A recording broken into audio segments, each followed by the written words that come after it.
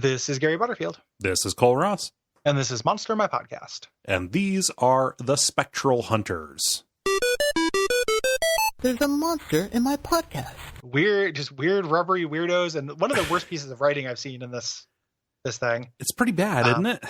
There's a big description of how they're rubbery and they have shark teeth and crab claws and all that stuff. And then at the end, because they're slightly immaterial, they often float or hover over the ground like big ugly balloons.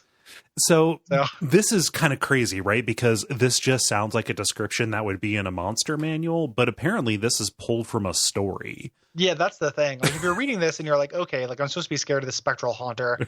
It's a big black rubbery shark crab. So who is 6 to 7 feet in height. Yep, a tall, NBA shark crab. Yes.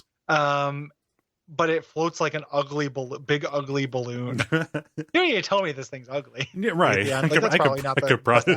So he has shark's teeth and crab's claws and is the most stunningly gorgeous thing you've ever seen. Like a big gorgeous balloon.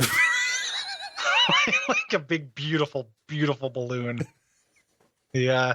And they don't do anything. Like they get tied to an object. Yeah. So they got a phylactery, right? Yep.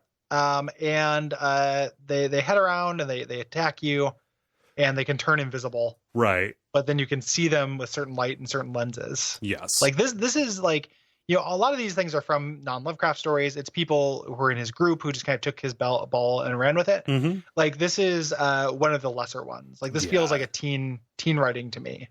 Yeah. Okay. So it needs to have some features of some kind of aminal.